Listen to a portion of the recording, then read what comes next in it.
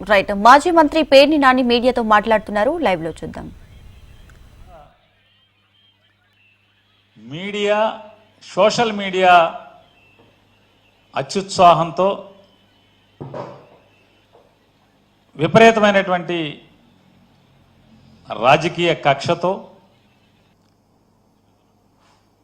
చిలవలు పలవలుగా పుంకాను పుంకాలుగా రోజు వండి వార్చుతున్నటువంటి పరిస్థితులన్నీ తెలుగు సమాజం అంతా కూడా చూస్తుంది. వాస్తవంగా దాంట్లో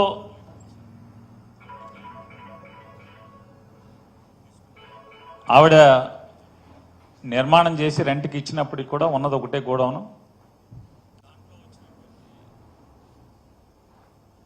మా అత్తమామలు కానీ మేం కానీ అంటే ఆలోచన ఏంటంటే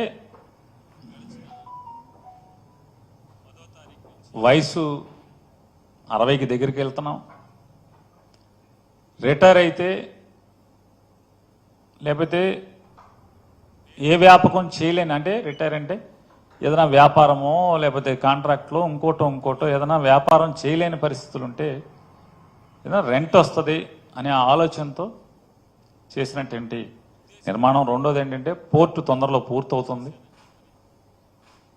ఎవరో ఒకళ్ళు వచ్చి రెంట్ తీసుకుంటారనేటువంటి నేపథ్యంలో దాన్ని నిర్మాణం చేసిన పరిస్థితులు. సాధారణంగా నేను కానీ నా శ్రీమతి గారు కానీ అసలు దాంట్లోకి వెళ్తాం అనేది, దానికి వెళ్ళి రోజు వెళ్ళి చూడటం లేకపోతే మధ్యలో వెళ్ళి చూడటం, ఇట్లాంటి డే టు డే ఆపరేషన్స్ అన్నీ కూడా మేనేజర్ని పెట్టుకుని స్టాఫ్ని పెట్టుకుని ఆపరేషన్స్ జరుగుతున్నాయి. 25 నవంబర్ 2024 తారీఖున 25వ తారీఖు నవంబర్ 2024న ఆ గోడౌన్స్ కేర్ టేకర్గా ఉన్నటువంటి, అంటే అక్కడ ఆపరేషన్స్ చూస్తున్నటువంటి మేనేజర్ వచ్చి షార్టేజ్ కనపడుతుందండి, ఏంటో మాకు అర్థం కాలేదు, రికార్డ్స్ అన్ని చూసుకున్నాం, చూసుకుంటే లారీ కాట ఏదో తేడా కనపడుతుందండి, వేరియేషన్ ఉంది అని చెప్తే మేము కూడా ఆందోళన చెందిన మాట వాస్తవం. అంటే